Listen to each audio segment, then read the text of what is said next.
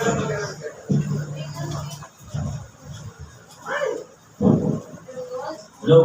sa magandang umaga po sa inyo lahat. Morning! Yan, purihin ng ating Panginoon at nilog niya na tayong lahat ay magkatipon sa lugar na ito upang minsan ba ay papurihan at samahin natin ang dakilang pangalan ng ating Panginoon. So bago tayo mag-start, nais ko po muna sa ating balikan yung lesson natin last week. Sino po nakakaalala ng lesson natin? Limutan na po. Ang lesson po natin last week, 5 a.m. Sino nakakaalala? Yung 7 last word ay yung Friday. Last Friday. Ako nalimutan na kasi umiyak po kasi kami noon. Yan, maaga po kasi kami noon. Ayan, the power of the resurrection. So, doon ay natin na ang ating Panginoon ay buhay. Naniwala po ba kayo? Amen! Amen! Ayan. So, ang ating Panginoon ay buhay at nananatiling buhay upang yung mga sakripisyo na ginagawa natin ay hindi mawalan ng kabuluhan. Tama po ba? So, dito naman po sa umagang ito, nanayahan ko po kayo magsitayo bilang paggalang sa salita ng ating Panginoon. At pakinggan natin ang sinasabi sa aklat ng Galatia, chapter 1, verse 11 and 12. Sabi po dito, sapagkat nais kong malaman ninyo mga kapatid na ang ebanghelyo na aking ipinangaral ay hindi ayon sa tao, sapagkat hindi ko ito tinanggap mula sa tao o itinuro man sa akin, kundi sa magitan ng pahayag ni Jesucristo. Pagpalain ng Panginoon ang pagkakabasa at pagkarinig ng kanyang salita. Tayo po isang dalingin mo ko at tayo manalangin. Patakilan namin Diyos na mapangyarihan sa lahat na nandiyan sa itaas ng mga langit. Muli ang banal, aming tinataas ang aming mga tinig upang luwalhatiin po namin ang iyong dakilang pangalan. Papurihan ka namin, Panginoon, sa iyong mga kagilagilas ng mga gawa na hindi maabot sa aming mga isipan, Panginoon. Lord, sa oras na ito, kami rin ay nagpapakababa sa iyong harapan upang kami patawarin mo sa lahat ng aming nagawang pagkakasala laban sa iyo, Panginoon. Gawin mo naman kami, Panginoon, na karapat-dapat sa iyo sa umagang ito upang kami ay tumawag sa iyo, upang kami ay mag-alay ng aming papuri at magsamba sa iyong dakilang pangalan. Lord, salamat din sa opportunity na binigay mo sa amin na kung saan ay tinipon mo kami na magkakapatid sa lugar na to upang kami ay magkasama-sama bilang magkakapatid upang luwalhatiin po namin ang iyong dakilang pangalan. Salamat sa mga bisita namin, Panginoon, na nanggaling pa sa mga ibang lugar, O Lord. Salamat sa mga kapatid namin, Panginoon, na muli namin nakasama sa oras na ito. Salamat sa iyo, Lord. Alam namin ang oras na ito ay hindi isang aksidente, kundi ito ay yung magandang plano sa bawat isa sa amin upang kami magkasama-sama na magkakapatid, upang kami magpuri sa iyong dakilang pangalan. Lord, salamat na marami sa lahat ng mga bagay, Panginoon, sa bawat linggo, Panginoon, at mga mensahe na aming pong napag-aaralan. Salamat sa iyo ng marami, Panginoon, sa kabutihan mo sa bawat isa sa amin. Lord, sa oras na ito, narito muli kami, Panginoon, upang mag-aral ng iyong mga salita. Dalangin namin, Lord, na ang lesson namin ay pagpalain mo, pagkalooban mo kami ng karunungan na nagmumula sa iyo, Panginoon, at pagkaunawa sa mga bagay na aming mga kapakinggan. Upang ang mga salitang ito ay maging kalakasan ng aming pananampalataya sa iyo. Lord, ikaw na po ang bahala sa iyo, Panginoon, sa aming Panginoon, at nawa lahat ng mga bagay na ito ay sa ikaluluwalhatig ng iyong dakilang pangalan. Ito po ang banal ng aming hiling sa iyo. Ito ang aming pinagpapasalamat sa matamis na pangalan ni Jesus. Amen. Amen. Yan, tayo po lahat ng magsubo.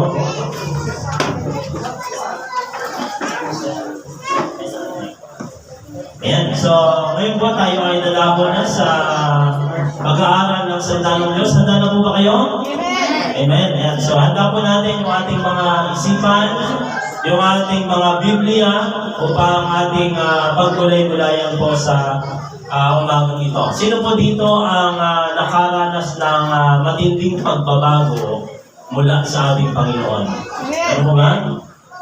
kanina dun sa kanta nila Brother Darwin, ano? So, mula sa buhay na malayo sa Diyos, patungo dun sa pag-ibig na ibinigay sa atin ng ating Panginoon. Talagang makita natin kung paano kumikilos ang Diyos sa buhay ng bawat isa sa atin. Kaya ang lesson na gusto kong i-share sa inyo ay pinamagatan kong Life That Changed by the Gospel. Yan, yung buhay na binago ng Ebanghelyo ni Kristo. Yan. So, maraming mga tao ang nakaranas ng iba't ibang sitwasyon ng buhay nila. No? Yung naalala ko yung kanta ng mga dating bilanggo sa Bilibid na kung saan mapapaiyak ka na lang doon sa mga lyrics ng kanta na ginawa nila. Na kung saan yung buhay nila dati na masama ay binigyan ng Diyos ng pagkakataon upang ito ay mabago. Yan. So ito yung nais kong paggulay-gulayan natin sa umagang ito at hiling ko na makiisa o makibahagi ang bawat isa sa atin. Buksan natin ang ating mga Biblia sa Book of Galatians chapter 1 verse 11 to 24. Yan yung ating babasahin. Yan yung ating pagbubulayan po sa umagang ito. So ang sabi dyan sa verse 11 and 12, pasuyo po. Yan. Ang sabi dyan, mga kapatid, nais kong malaman ninyo ang magandang balitang ipinangaral ko ay hindi gathak ng tao. Yan. Hindi ko ito tinanggap mula sa tao at hindi rin itinuro sa akin ng sino mang tao. Si Jesucristo mismo ang naghayag nito sa akin. Tingnan natin yung buhay ni Apostol Pablo. Sino po ang nakabasa na ng kwento ni Apostol Pablo? Meron po ba? Slide. Ahapyaw. No? Pero dun sa buhay ni Pablo, sino nga po siya dati? Saulo. Yan, si Saulo. No? Sa buhay ni Saulo, isa siyang taga-usig ng iglesia. No? Pero dito makita natin yung pagbabago sa buhay ni Pablo o ni Saulo na kung saan ipahayag niya sa atin ano yung naging epekto ng pagbabago sa buhay ni Saulo.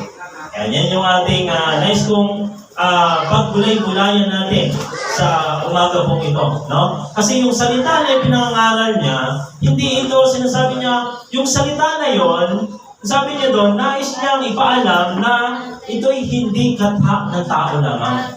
No, hindi niya ito sinabi sa maraming mga tao, ito ay kwento lang ng buhay ko. Hindi ganon. O ito ay tinathak ko lang, inimbento ko lang ang salitang ito. Ang sinasabi dito ni Apostol Pablo, hindi daw ito tinanggap mula sa tao. Hindi sabihin, hindi kwento-kwento. No, hindi pasa-pasang kwento. Hindi pasa-pasang aral ng mga tao yung ibinabahagi niya sa bawat isa sa atin. No? Sabi niya doon, kundi si Jesucristo mismo ang naghayag nito sa akin. Yeah. So, paano ba yung conversion ni Saulo? Sino po nakakaalala ng conversion niya sa Book of Acts? Di ba? Doon sa time, yan, doon sa time na siya ay kumuha ng sulat mula sa gobernador upang hanapin yung mga Kristiyano sa loob ng Damasco. Yan, kumuha siya ng parang katibayan, sulat, no, na nagpapatunay na pwede niyang hanapin ang mga Kristiyano upang usigin, hulihin, ibilanggo at ang iba ay patayin. Diba? Taga-usig siya ng iglesia, ng Kristyanismo. Kaya dun sa time nito ni Apostol Pablo, nung siya ay si Saulo, no, hinahanap niya ang mga nagsasabing Kristiyano. Diba? So kung tayo dumating doon sa time na yon, ilan kaya ang Kristiyano ang natitira sa atin? Diba? Kapag dumating yung pag-uusig. So dito, makita natin doon sa conversion niya, habang siya ay papunta doon sa Damasco, nagliwanag, based sa kanyang kwento, nagliwanag sa kanyang harapan ang isang liwanag na mas matindi pa raw sa sikat ng araw. No? Kasi ang sinasabi doon, yung time ay nasa ika-6, no, ng umaga. Ibig sabihin, nung last 7 last word, pinag-aralan natin yung pagbilang, di ba ba? Saan nagsisimula yung bilang? Ha? Sa pagsikat ng araw, no? Yung, sa atin kasi 6 a.m. No? So 6, 7, 8, 9, 10, 11, 12. So katanghali ang tapat. Ibig sabihin, nasa taas yung araw, pero yung liwanag, ang sabi doon, na dumating kay Saulo ay mas maliwanag pa kaysa sa sikat ng araw.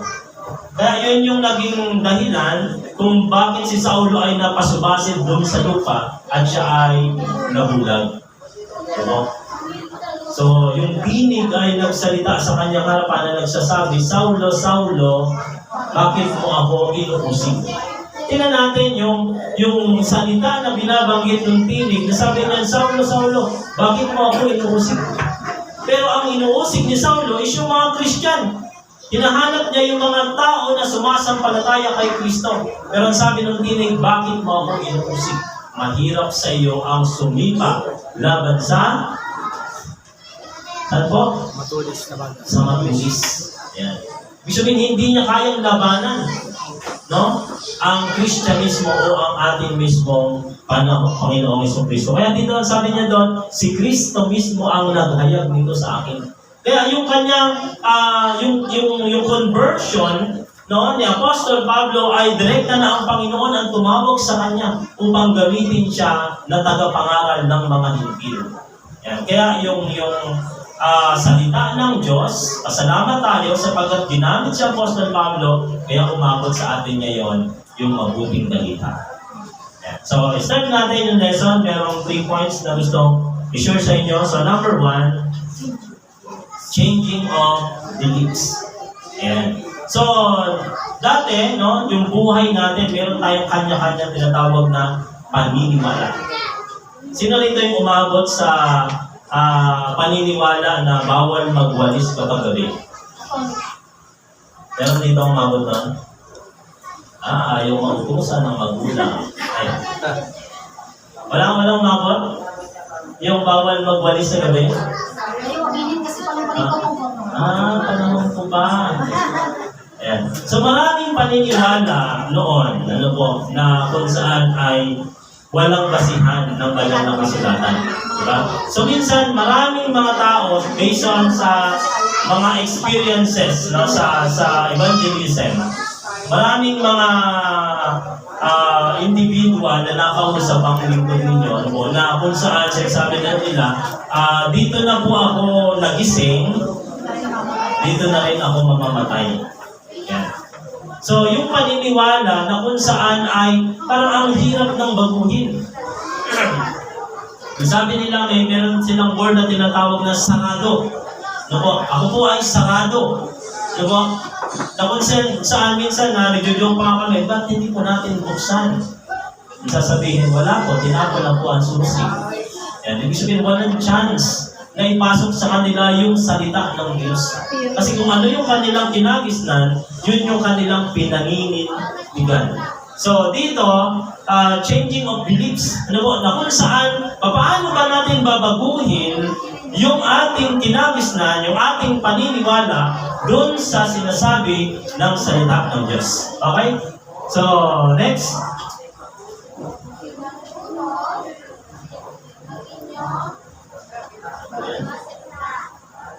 Okay, hintay lang po. Mga 3 p.m. nandiyan yan. Ayan.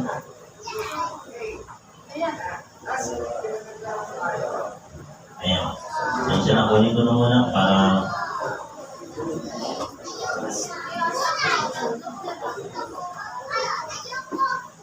Ayan. So, sa verse 13, no? Sundan niyo din sa mga Bible ninyo. Kaya din po dito. Yung mga malilinaw pa yung mata, yung kita pa, so dito tayo, ano? Okay, ang sabi dyan, hindi kaila sa inyo kung paano ako namuhay noon bilang kaalib ng relihiyon ng mga Hudyo. Ito yung, anong religion yan?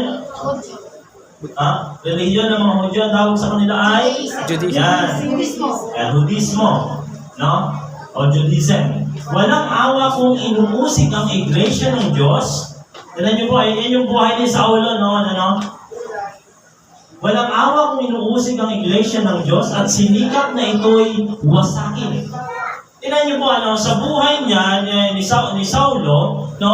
Kasi siya, naniniwala siya dun sa religion ng Judaismo. Na kung saan meron silang paniniwala na, sinasabi po doon, yung paniniwala nila na mula pa sa kanilang pagkabata, ito na yung kanilang kinamulatan. So sabi ni Apostol Pablo, sa relihiyon ng mga Hudyo, nahigitan ko ang maraming kasing edad ko. No? At ako'y lubhang masukid sa kaugalian ng aming mga ninuno.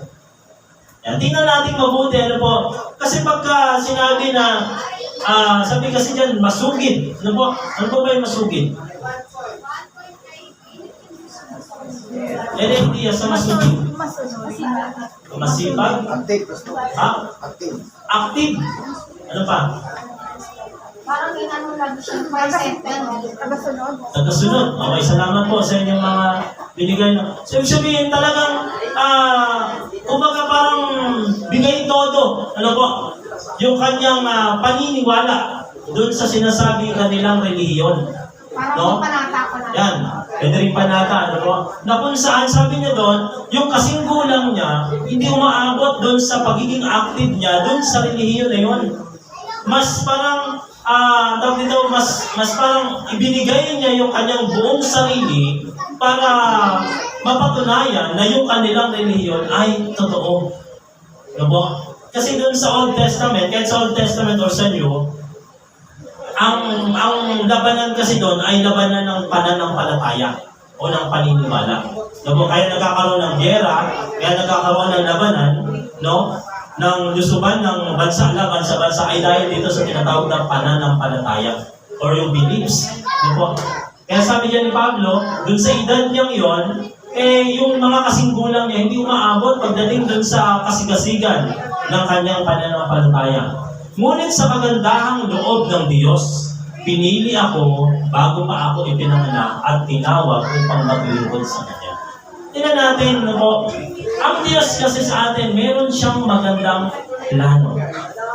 Tama po ba? Naniniwala po ba kayo na kayo ay kasama sa plano ng Diyos? Amen. Diba? Pinaplano tayo ng Diyos, sabi dito, mula pa sa tiyan ng ating mga magulang, ng ating ina, nakaplano ka na sa Panginoon. Si Apostol Pablo, sinasabi niya dyan, pagkaman ang kinagis na niya ay yung relihiyon ng mga Hudyo, pero meron pala siyang magandang plano para sa kanya.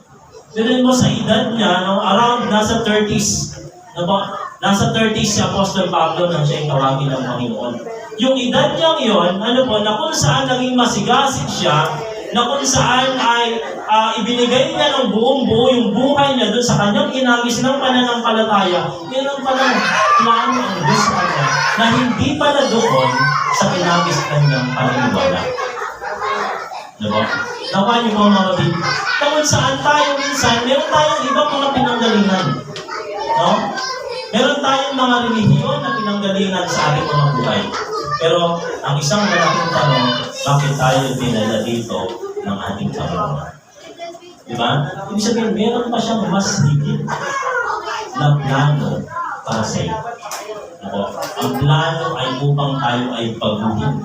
Hindi lang sa ating pisikal na kaanyuan, kundi maging yung puso at isip natin, nais ng Diyos na magbago. Sabi ni Pablo, dati siyang taga-usig ng iglesia, sinasabi niya dyan, ako'y lubhang masugid sa kaugalan ng aming mga ninuno. Asan niya? Ayan. Walang awa kung inuusig ang iglesia ng Diyos. Kasi, kung naalala niyo sa Book of Acts si Esteban, naalala niyo po yan sa Book of Acts, si Esteban ay isang lingkod ng Diyos na kung saan ay nangangaral upang magsisi ang mga Israel. Pero dahil hindi nila matanggap yung katotohanan, anong ginawa kay Esteban? Pinagbabato hanggang sa mga lain. At ang sabi ni Saulo, sabi ni Pablo, isa ako doon sa mga naghatol ng kamatayan doon kay Esteban. Yung sabi niya gano'n, inaamin niya sa Bible. Isa ako doon. So, ibig sabihin, na dati yung buhay niya na malayo sa katotohanan sa salita ng Diyos, meron pala siyang magandang plano. Kaya sabihin mo kapatid sa katabi mo, may magandang plano ng Diyos sa buhay mo. Sabi mo yun, bahala ka sa buhay. Kaya narinig ko. No? May magandang plano, kapatid, ng Diyos sa buhay mo. Kung bakit ka nandito ngayon, dahil doon sa plano na yun, na unti-unting ginagawa ng Diyos para sa iyo. Di ba? Maganda yung kanyang plano, hindi doon sa hindi doon sa dating pamumuhay. Binago tayo, pinakilala sa atin si Kristo upang tayo mabago sa ating buhay. And then, sabi pa niya dyan, letter A, yung past culture. Yung kultura nila doon sa Israel. No? Yung dating kultura, sabi dyan, Romans chapter 1 verse 21, sapagkat kahit kilala nila ang Diyos, di ba? Lahat ng tao sa Pilipinas, dito na lang sa atin, lahat ng tao nakikilala kung sino ang Panginoon. Tama po ba? Maging matanda hanggang sa pagkabata, kilala nila ang Diyos. Tama po ba yan? Yan. Pero sabi dito, sapagkat kahit kilala nila ang Diyos, siya'y hindi niluwalhati nilang tulad sa Diyos, ni pinasalamatan, kundi bagkos ni walang kabuluhan sa kanilang mga pagmamatuwid at ang mangmang nilang puso ay pinapagdilig. Ang isang malaking problema, kapag namulat tayo doon sa isang paniniwala, isang kultura, ano po, minsan sinasabi doon na kahit kilala natin, nandito yung Diyos, pero yung proseso ng pagkilala, yung proseso ng paglilingkod sa Diyos, minsan mali. Diba? Tama, minsan yung gusto nilang mangyari, pero mali yung pamamaraan ng paglilingkod sa Diyos. Diba? Last week, yung tinatawag na Holy Week. Diba? Holy Week, pero ang nangyayari ay binabaligtad yung katotohanan ng salita ng Diyos. Na kung saan ang mga tao ay pinipilit nilang ituwid yung kanilang mga sarili sa magitan ng pisikal na pagpapasakit sa kanilang katawan. Diba? So yun yung nagiging problema na akala nila ay tama, pero yun pala ay mali. Base sa salita ng Panginoon. Sabi ng Proverbs chapter 14 verse 12, may daan na tila matuwid sa isang tao, ngunit ang dulo niyaon ay dulo ng kamatayan. Yun ang malungkot sa pag-aakala natin, ito yung tama, ito yung kinagisnan ko, ito ang kultura namin. Ano po? Minsan, doon tayo nagkakaroon ng problema kung bakit hindi natin na kapupurihan ng tama ang ating Panginoon. Verse 23, at pinalitan nila ang kalwalhatian ng Diyos na hindi nasisira ng isang katulad ng larawan ng tao na nasisira at ng mga ibon at ng mga hayop na may apat na paa at mga nagsisigawan. Diba? Merong isang tunay na Diyos, pero ang ginawa ng tao, gumawa ng sariling Diyos na upang kanilang paglingkod. Yun yung mabigat, yun yung dahil sa hindi kaalaman, dahil sa kawalan ng kaalaman, nagagawa nila, akala nila ay tama, pero ito ay ipinagagalit pala ng kanilang pinag-inuman. Diba? Yun yung kultura nila dati. Yun yung kanilang paniniwala dati. Maging si Apostol Pablo, ganun yung kanyang pananampalataya. Pero ang sabi doon, salamat sa Diyos kasi may plano pala siya sa buhay niya. Yun ang maganda po doon na walang problema kung doon ka isinilang.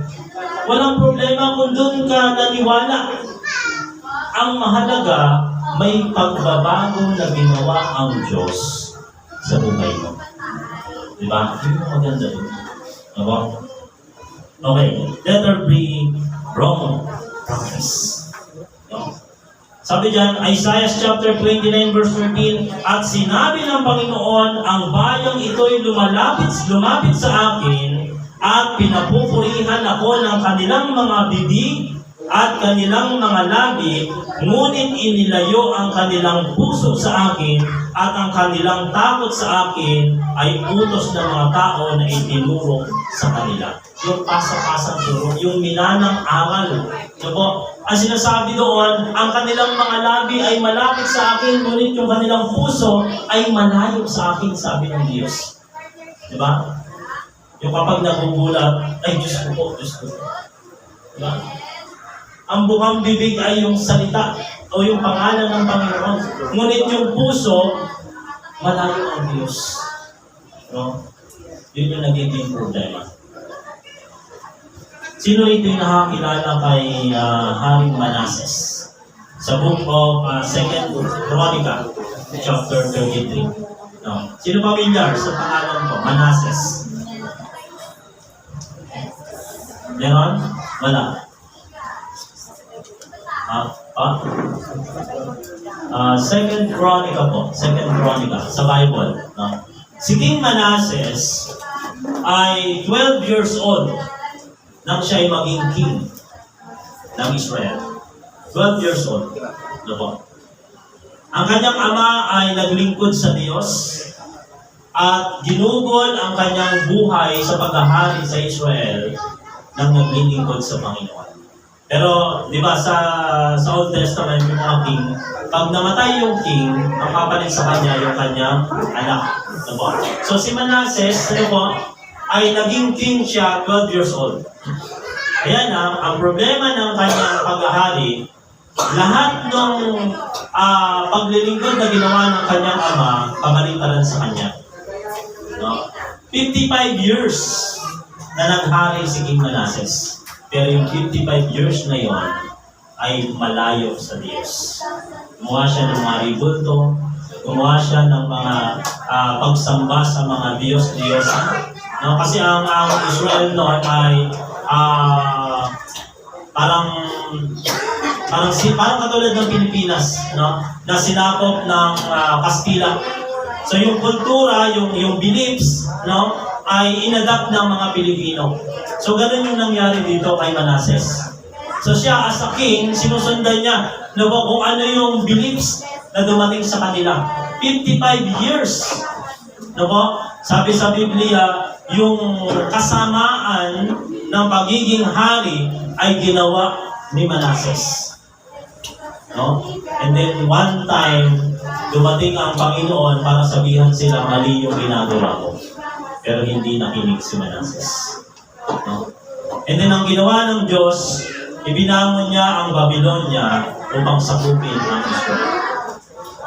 At ang nangyari, dun sa time ng pagsakop, nahuli nila si King Manases.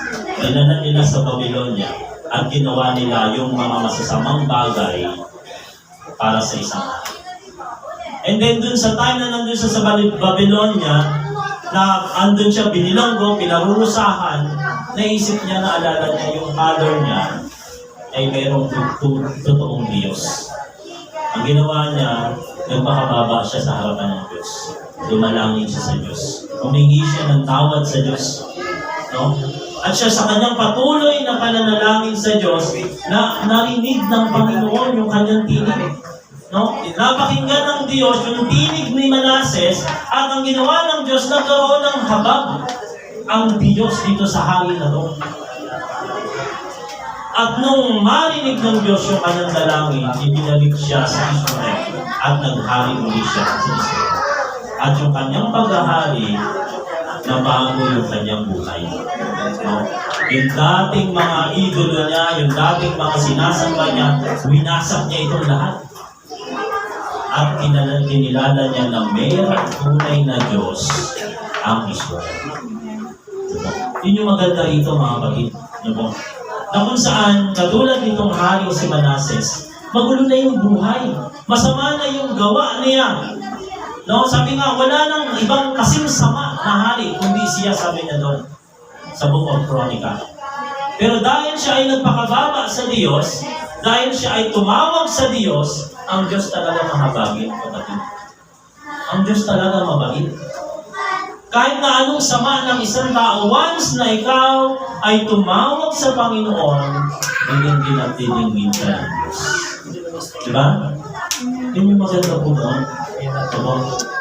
Kahit na malayo ka na sa Diyos, once na tumawag ka sa Kanya, pakikinggan ka. Yun yung nangyari kay Manases. Binago ng Diyos. Na-realize ni Manases, ni King Manases, na totoo pala ang Diyos ng Israel. Totoo pala ang Diyos na mahabagin. Ganun din sa atin, mga kapatid. No? Kasi yung plano ng Diyos, hindi natin nalalaman. Tama po ba? Yung plano ng Diyos sa buhay natin, hindi natin alam kung saan-saan tayo lahat galing. Pero pinagsama-sama tayo dito ng Diyos upang maglingkod sa ating Panginoon. Amen po ba? Amen. Number 2, change by His words. Sa verse 16, balik tayo kay Pablo, nang minabuti niyang ihayag sa akin ng kanyang anak upang maipangaral ko siya sa mga hintil, hindi ako sumangguni sa sino mang tao. Tingnan natin, no, yung sa buhay ni Pablo, yung kanyang conversion, hindi raw siya sumangguni sa tao. Hindi rin ako nagpunta sa Jerusalem upang magpakita sa mga apostol na nauna sa akin. Sa halip, nagpunta ako sa Arabia at pagkatapos ay bumalik ako sa Damasco. Yung Damasco, yun yung lugar na kung saan ay susuburin niya sana para hulihin niya ang mga mananampalataya doon. Pagkaraan ng 3 taon, pumunta ako sa Jerusalem upang makipag-usap kay Pedro at 15 araw kaming magkasama. Ayan, tingnan natin, ano po. So, doon sa time ng kanyang conversion, sabi niya doon, hindi kasi siya nakipag-usap. No? Kasi ang problema doon sa conversion niya, dati yung mga kasamahan niya ng mga sundalo, mga naniniwala sa kultura ng Judaismo o sa reliyon ng Judaismo, nung siya ay mabago, naging kaaway niya lahat yun. At yung mga relihiyon, at yung mga Kristiyano na inuusig niya dati, takot sa kanya. So wala siyang mapupuntahan. Di ba? Kasi nandun siya sa gitna, yung dati niyang kasamahan, naging kaaway niya, yung mga Kristiyano na inuusig niya, natatakot sa kanya, saan siya ngayon pupunta? Di ba? So napakahirap ng sitwasyon niya noong time ng kanyang conversion. Kaya dito makita natin, ano po, ang tanging pinaunawaan lang ng Diyos, no, ay itong mga pinili ng Panginoon upang makipag-usap kay Apostol. Ibig sabihin, hindi ka mawawalan ng pag-asa dahil ang Diyos ang kumikilos para sa buhay mo. Ang Diyos ang gagawa para sa buhay mo. Di ba? Hindi ka mag-iisa. Hindi ka matatakot na paano na ako ngayon, ano yung sitwasyon ko ngayon. Di ba? Dahil lagi natin iisipin, ang Diyos ay laging may gagawin para sa iyo. Lagi siyang may gagawin para sa iyo. Hindi ka niya pababayaan. Di ba? Sabi niya, hindi kita iiwan ni pababayaan ka. Pangako yan ng Diyos. Di ba? Letter A, the truth shall prevail. Yung katotohanan, ano po, siya yung mangingibabaw. Sabi sa John 8:32, at inyong makikilala ang katotohanan at ang katotohanan ang magpapalaya sa inyo. Di ba? Pag nalaman mo, kahit nanggaling ka sa ibang kultura, nanggaling ka sa ibang pananampalataya, nanggaling ka sa ibang paniniwala, once na nalaman mo ang salita ng Diyos, ito yung magbabago sa iyo. Ito yung kikilos sa iyo. Pag napakinggan mo raw yung tinig ng Panginoon, papaguhin niya yung buhay. Diba? Dati, diba, maraming mga nagkukwento, dati yung buhay nito talagang sobrang sama. Isang example, si Pacquiao. Sino nakakilala kay Pacquiao? Diba? Wala naman. Ha? Diba? Tignan niyo yung buhay niya. Nakita niyo sa ring, kapag siya may laban, anong dala-dala niya? Rosario. Pero nung marinig niya ang salita ng Diyos, nabago yung buhay niya. Diba? Makita natin yung changes, yung pagbabago sa buhay ng isang tao. Kapag ang Diyos ang nagsalita sa iyo, wala kang magagawa kundi yung tao. Diba? Kasi yun ang kapangyarihan ng Diyos. Diba? Romans chapter 10 verse 17, kaya nga ang paniniwalay ng gagaling sa pakikinig at ang pakikinig ay sa pamamagitan ng salita ni Kristo. Diba? Pag yung salita na ni Kristo ang pumasok na dito sa tenga mo, kapatid, babaguhin at babaguhin ka. kahit na ang puso mo ay matigas. No po? Kahit gaano katigas ang puso mo, kapatid, once na napakinggan mo ang Word of God, palalambutin na ng Panginoon. Dahil ibig sabihin, may plano siya sa buhay mo. May magandang plano siya sa buhay. Yun ang ibig sabihin nun. Saan ka man galing? Ano man uri ng paniniwala, meron ka. No? Sino rito nakapanood ng The End of His Spear? Yeah.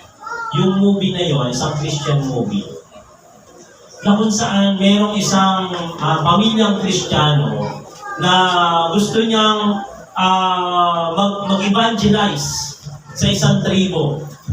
No? Yung tribo na to, kinatakutan nito, walang nakakapunta doon na ibang tao. Lahat ng pumupunta doon, lahat na nagtatangkang mga tao na pumunta sa tribo, hindi na nakakabalik ng buhay. Pero merong isang pastor na gusto niya mahatiran ng mabuting balita yung tribo. Ang ginawa niya, meron siyang tora-tora, pinupuntahan niya yung tribo. At pag nakikita yung kanyang tora-tora, sinisibat. No, kaya mataas yung kanyang lipad, sinisibat yun. Ang ginagawa niya, nagpapabalik-balik siya doon para ma-recognize ng tribo na mayroong gustong lumapit sa kanila. And then, sumunod, naglalaglag siya ng pagkain. Para malaman ng tribo na yung sakay ng tora-tora hindi kaaway. No, kundi gustong makipagkaibigan. So naglalaglag siya ng pagkain. Doon sa time na nalaman niya na yung tribo parang nasasanay na siya ay dumarating, nag-invite siya ng ibang mga pastor. And then pumunta sila, bumaba sila doon sa tribo. Ang problema na, isang malaking problema, yung communication. May dala silang mga pagkain, ang problema hindi sila nagkakaintindi. Dahil magkaiba sila ng mga salita. Diba? So nung umpisa ay tinatanggap yung kanilang pagkain pero dumating dun sa point na nagkaroon ng pagkalito, no, sa translation, no, sa pag-uusap. Kaya lahat sila ay namatay sa sibat. Lahat ng mga pastor na yun, namatay sila, nasilibat sila. Yung isa may dalang baril, isang pastor, yung anak niya bago siya pumunta, tinatanong ng bata, kapag po ba dumating na sa point na delikado na gagamitin mo ba yan? Sabi ng kanyang anak. So sabi ng pastor, hindi sila ready para mamatay dahil hindi pa nila kilala ang Diyos. Kaya yung baril niya, pinutok niya lang pero hindi niya pinutok dun sa trigo. So kagustuhan nila na maipahayag yung mabuting balita na kahit delikado, sinubukan nila. And then, nung time na yon na nagpapatotoo pinanood nyo sa YouTube, ang nagkukwento yung kanyang anak. Na-convert nila yung buong tribo na yun. Kaya lang, sa time na nung kanyang anak, sabi niya nga, ito yung pumatay sa tatay ko. Pinakwento niya yun. So, ganun pa man, po, kasi yung Diyos talagang mayroong plano sa buhay ng bawat tao. At hindi natin pwedeng husgahan ang sino mong tao na nakikita natin.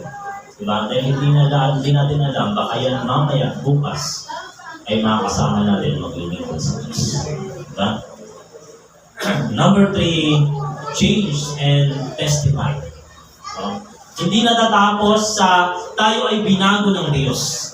Kundi ang kasunod ng pagbabago ay ang pagpapahayag ng buhay natin na binago ni Kristo. Sabi sa verse 20, totoong lahat ang isinulat ko sa inyo, alam ng Diyos na hindi ako nagsisinungaling. Sabi ni Pablo, pagkatapos pumunta ako sa ilang lugar sa Syria at Cilicia, hindi pa ako kilala noon ng mga mananampalataya kay Kristo na nasa Judea. Tingnan natin, verse 23, nakarating lamang sa kanila ang ganitong balita. Tingnan natin, mga kapatid, anong balita yun?